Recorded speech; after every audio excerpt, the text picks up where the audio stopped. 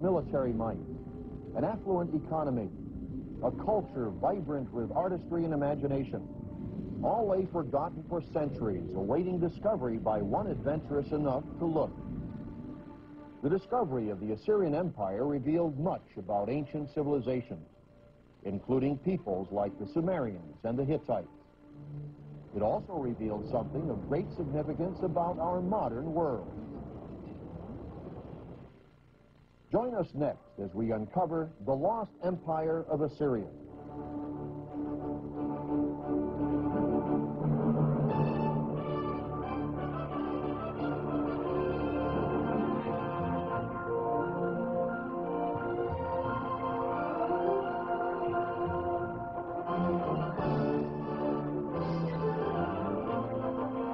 This week on The World Tomorrow, Richard Ames. Ancient Mesopotamia was the cradle of civilization, home to the Akkadians, the Sumerians, the Babylonians, and the Assyrians. They founded societies that date back to the beginning of recorded history. They are long gone now. Some of these ancient civilizations disappeared so completely that at one time historians doubted they ever existed. They assumed they were biblical myths and legends, figments of some ancient chronicler's imagination.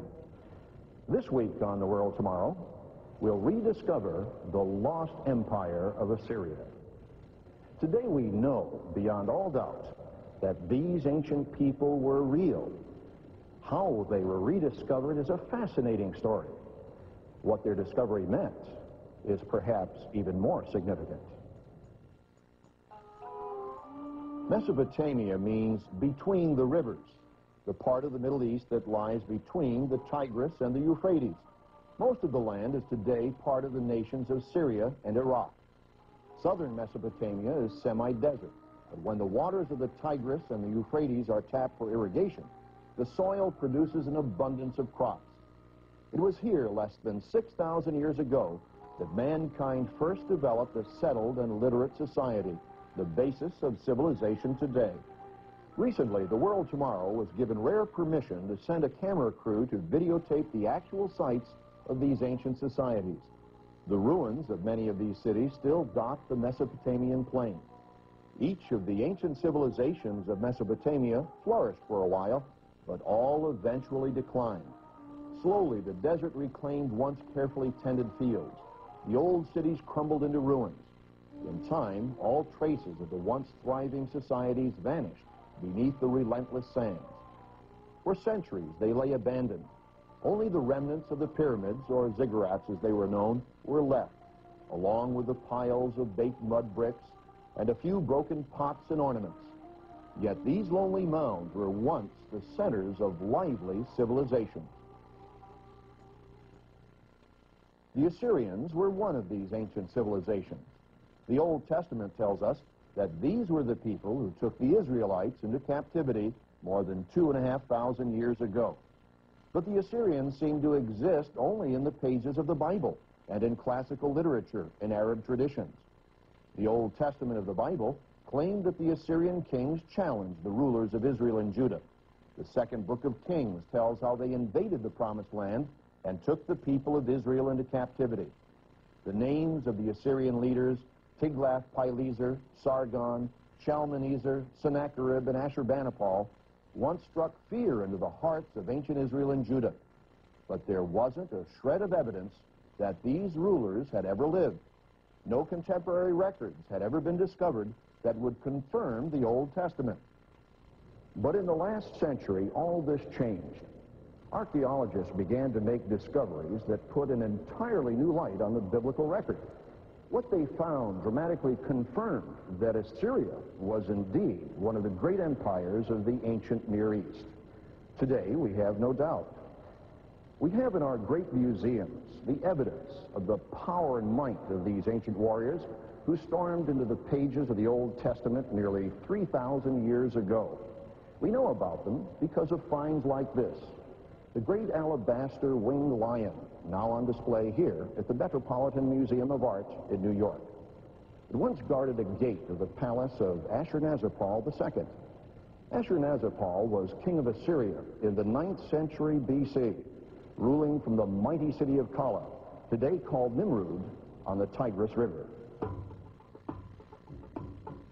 Kala was one of the great cities of the Assyrian Empire. It was built on a plateau on the eastern bank of the Tigris. It held a commanding view of the surrounding countryside. Kala is listed in the book of Genesis as one of the cities founded by Nimrod more than 2 centuries before the birth of Abraham. Like most of the cities of the ancient world, Kala was destroyed and rebuilt many times. In the 9th century BC, the Assyrian king Ashurnazarpal II chose Kala as his royal seat and military capital. He and his son, Shalmaneser III, built Kala into a magnificent city. Defensive walls surrounded 900 acres of parks, palaces, temples, and gardens. The permanent population may have been as high as 63,000. Kala was destroyed in the late 7th century BC.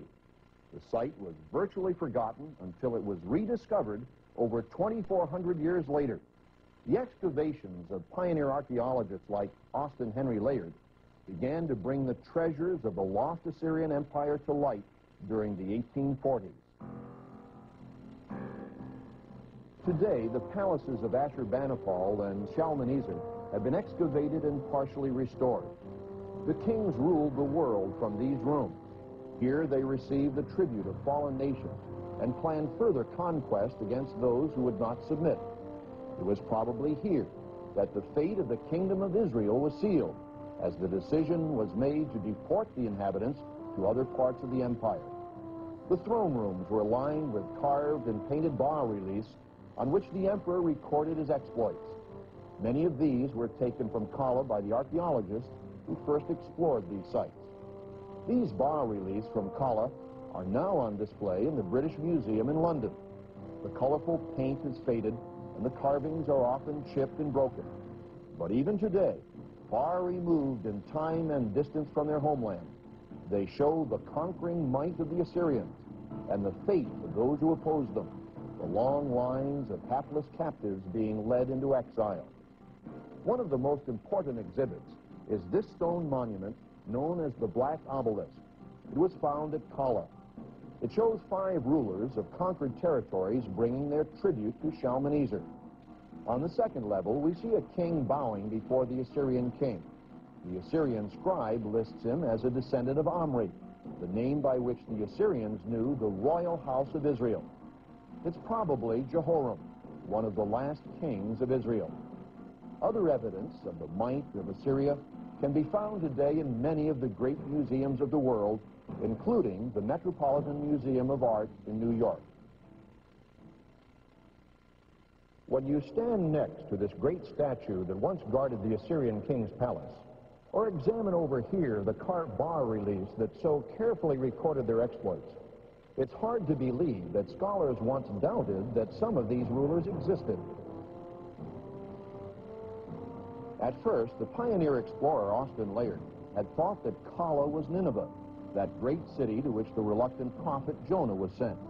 But when Layard realized his mistake, he turned his attention to 2 mounds across the river from the modern city of Mosul. The larger, known as Koyunyak, meant a place where sheep feed. The other, Nebu Yunus, according to local tradition, was the tomb of the prophet Jonah.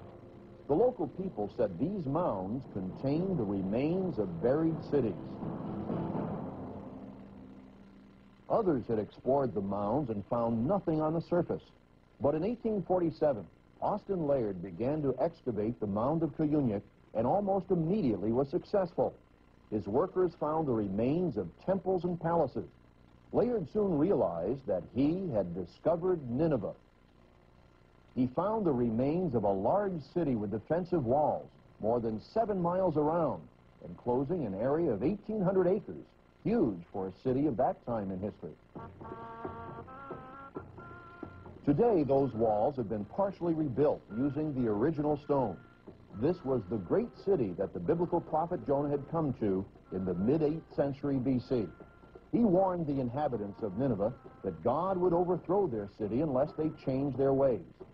We know from the Bible that the people did change from their violence and evil ways, and the city was spared in Jonah's day. Then later on, Nineveh eventually replaced Kala as the capital of the late Assyrian Empire. Sennacherib, the Assyrian leader who besieged Jerusalem in the time of the prophet Isaiah, built himself a great palace here. Today it's in ruins. Although many of the great bas-reliefs are in the British Museum, the ruined throne room still contains the shattered remnants of this great king's authority and power. Sennacherib's grandson, Ashurbanipal, also built a palace in Nineveh. He is known to have been one of Assyria's most forceful rulers, but he was also a lover of books and learning. He sent scribes throughout the empire, copying and translating all the historical, scientific, and religious material they could find.